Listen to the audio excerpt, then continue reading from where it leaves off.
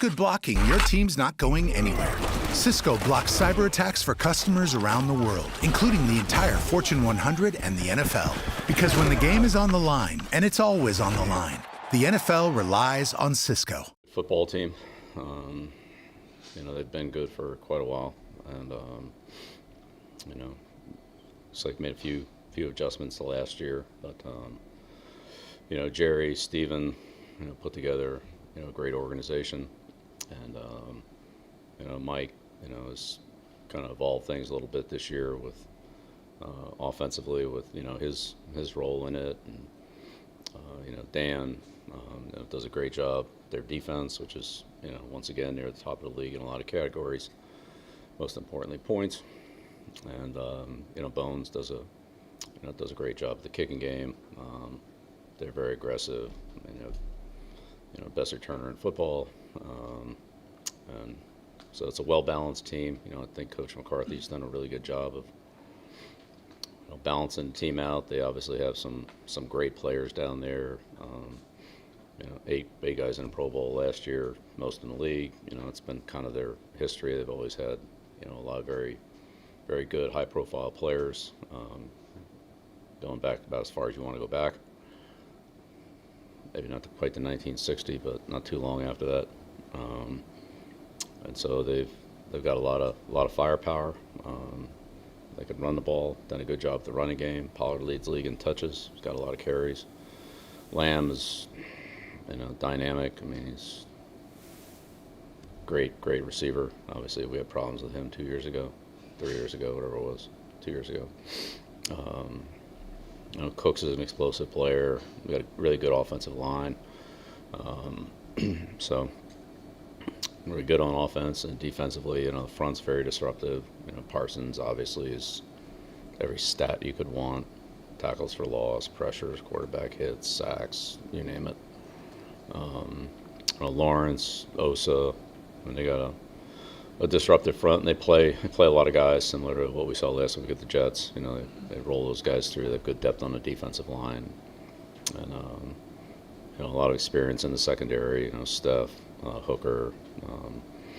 They moved Bland outside, and they've got Lewis back.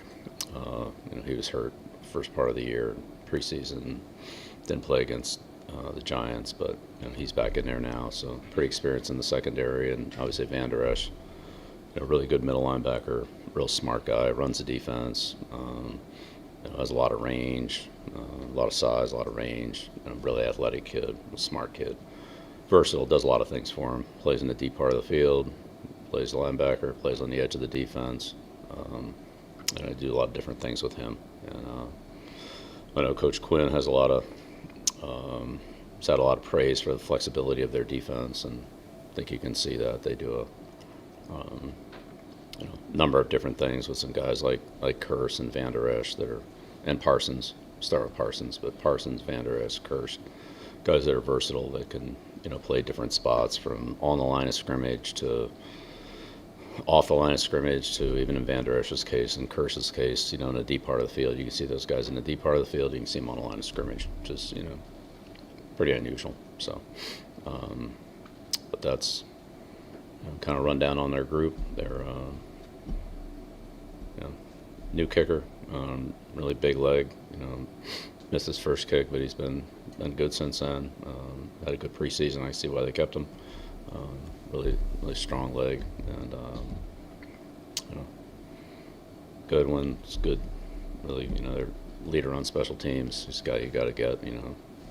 Slater, Hardy type guys that were really the flag carriers in that group. So pretty experienced team. Added Mozzie on the defensive line. He's part of the rotation. That gives another good defensive lineman in there. But a lot of experience on this team, and they would go out there and they do a lot of things well.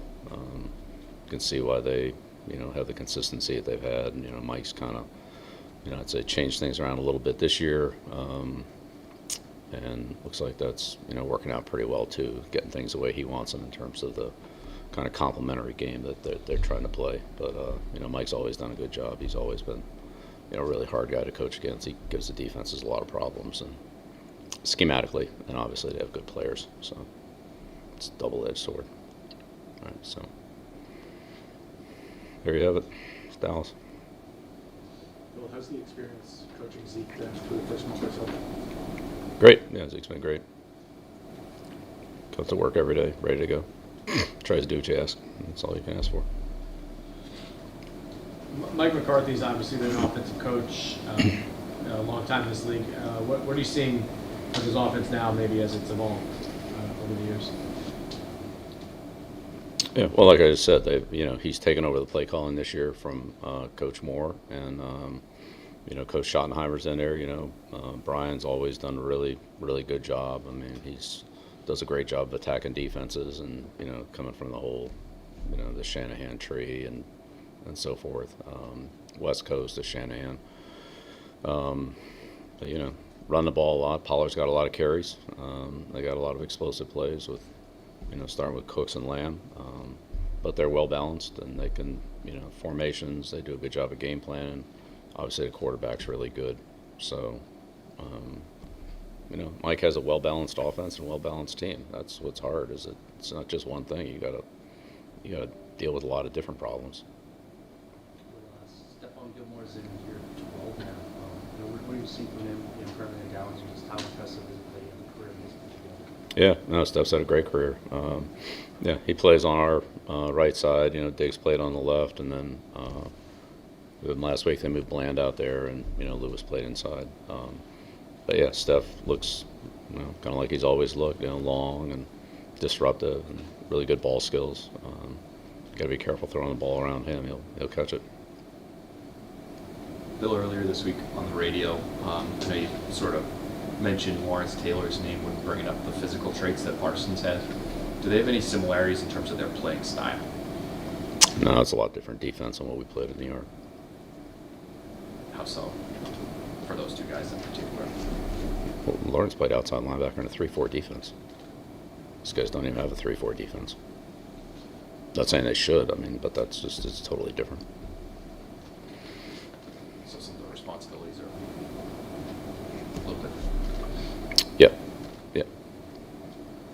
Parsons is really a defensive end. How much do you have to be aware of Bill at all times? He seems to be able to move around.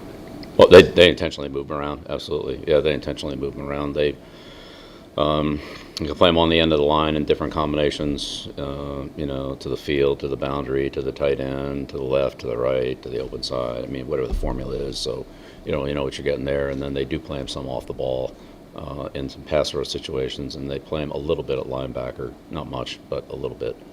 But most of the time, he's on the end of the line of scrimmage. That's most of it, but it's not all of it. And you do have to be aware of him because it's wherever they put him, there's usually some action going on there.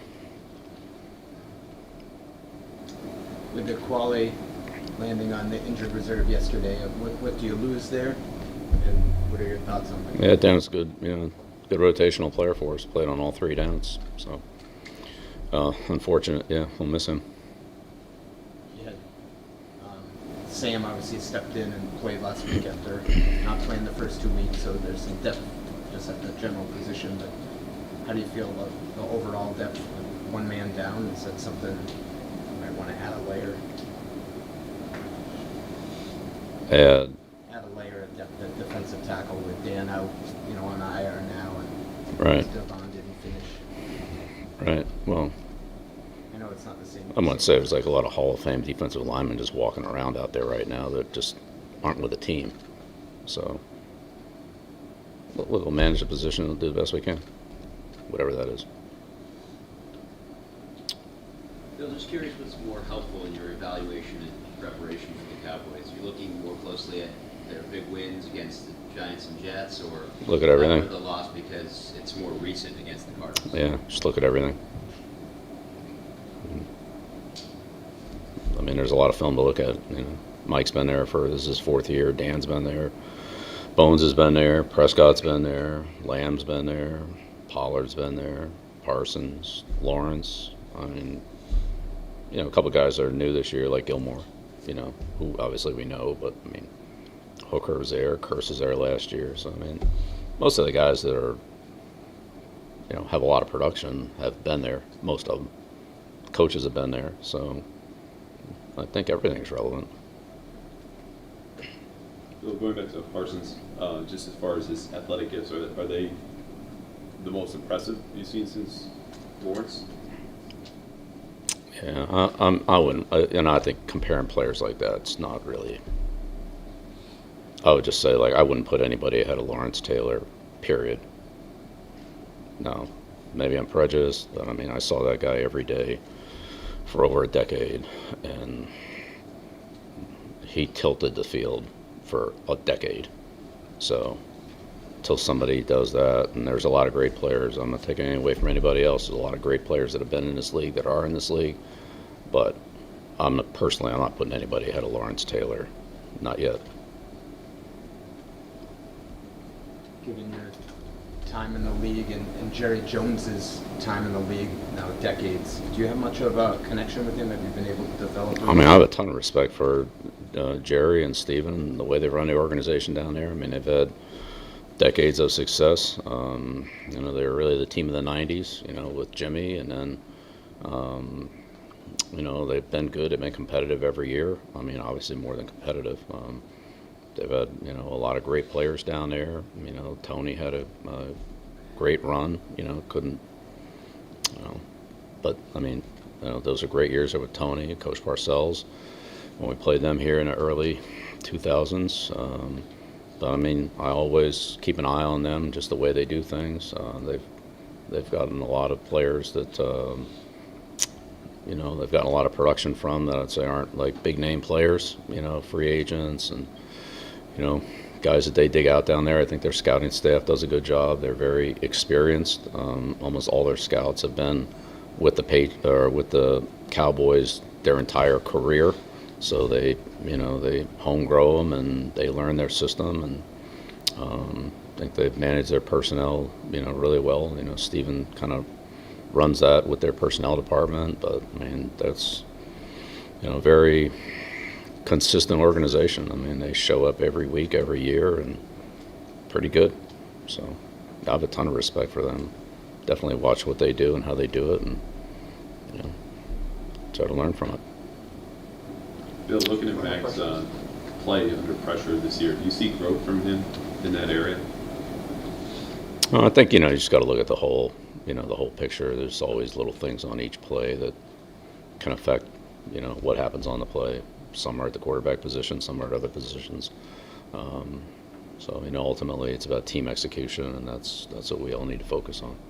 The line, quarterback, the receivers, the running game, and and coaching, making sure that we're, have things detailed the way that the players need them detailed. So, it's a collective process on offense, defense, special teams. It's a team process. So for the team execution, I suppose then, when pressure has been allowed and Mac has to deliver the ball, has the offense improved in those situations? We've had our moments, and some plays that are, some things we've done well, and other things, definitely need to be better. All right, okay.